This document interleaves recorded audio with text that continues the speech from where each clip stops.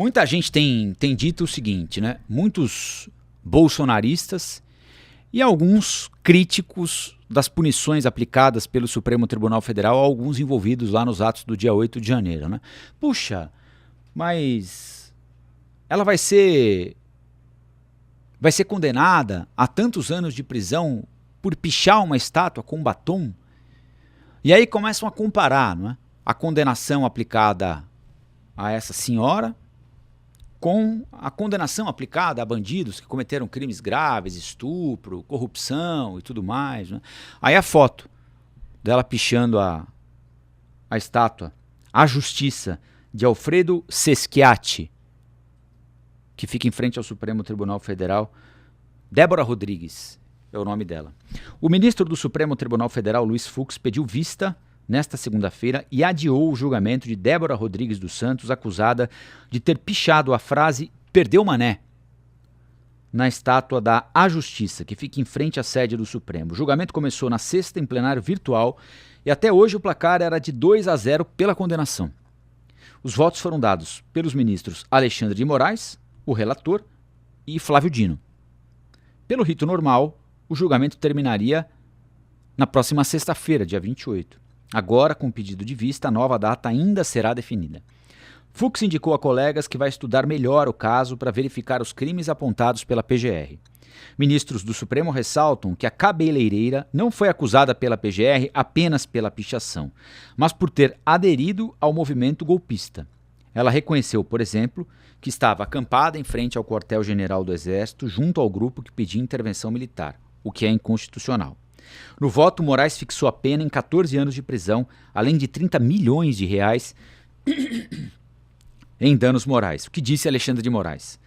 A ré, dolosamente, ou seja, com intenção, aderiu a propósitos criminosos direcionados a uma tentativa de ruptura institucional, que acarretaria a abolição do Estado Democrático de Direito e a deposição do governo legitimamente eleito. A pichação ocorreu durante os atos antidemocráticos de 8 de janeiro, quando as sedes dos três poderes foram invadidas e depredadas. A Procuradoria-Geral da República, que é o Ministério Público, acusou a mulher dos seguintes crimes: tentativa de abolição violenta do Estado Democrático de Direito. Aí a pena é de 4 a 8 anos de prisão. Então, quando disserem assim, tô todo descabelado. Quando disserem assim, ela foi condenada a 14 anos por pichar a estátua, não é verdade. Né? Vejam aqui, a gente pode concordar ou não com a punição, enfim, cada um é livre para... Não estamos numa ditadura. Qualquer um é livre para pensar o que bem entender a respeito do assunto. Foi rigoroso demais, está na medida certa, né? Mas se a gente somar as penas, aí nós vamos entender por que os 14 anos. Então, tem o crime de tentativa de abolição violenta do Estado Democrático de Direito. 4 a 8 anos de prisão. Golpe de Estado, outro crime. 4 a 12 anos de prisão. Associação criminosa armada. Dano qualificado. A pena é de 6 meses a 3 anos. Para associação criminosa armada, a pena inicial varia de 1 a 3 anos de prisão, mas a proposta é de aplicação do aumento de pena até a metade previsto na legislação por haver emprego de arma. Deterioração de patrimônio tombado. Aí aqui vem a pichação. O condenado pode ter que cumprir pena de 1 a 3 anos de prisão, o que não dá regime fechado. Então, a comparação que muita gente tem feito é indevida. E ela é deturpada propositadamente. Quando alguém diz, uma senhora, mãe de família, cabeleireira, se envolveu num protesto e pichou a estátua com batom. É só passar um paninho com água que o batom sai. Isso não pode resultar em 14 anos de prisão. Estão fazendo isso porque estão perseguindo os apoiadores do Bolsonaro, etc e tal. É uma perseguição à direita, isso e aquilo. Por que o fulano pegou 6 anos? Por que o outro fez isso e pegou 8? Por que o outro não sei o que? É uma discussão válida. A discussão é válida. Tem juristas, longe de serem bolsonaristas, que entendem que a dosimetria está equivocada. A dosimetria é a contagem da pena. Está excessiva. É um debate válido. Super válido, necessário, aliás, fundamental de ser feito. Ele não pode ser interditado. Não é?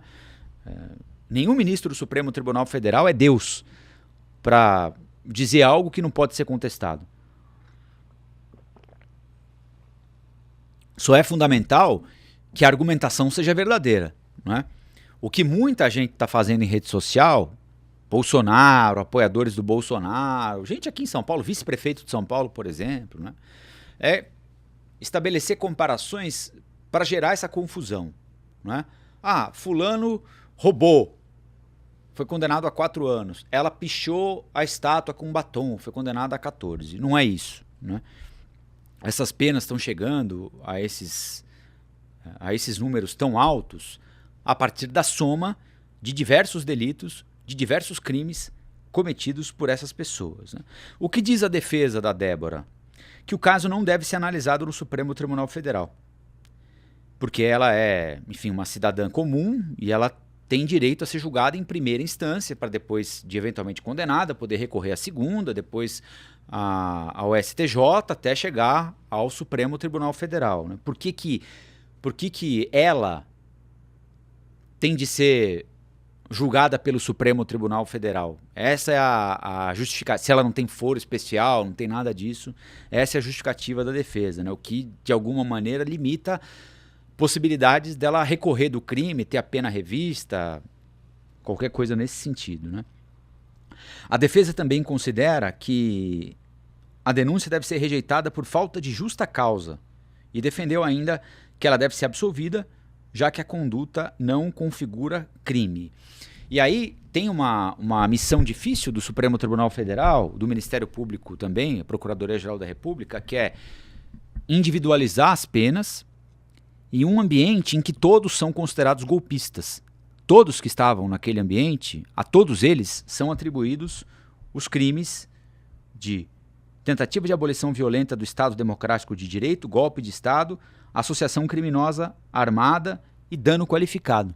Então todo mundo que estava ali e em maior ou menor grau participou dos atos de vandalismo do dia 8 de janeiro, não apenas cometeu o vandalismo, que já seria por si só muito grave, né?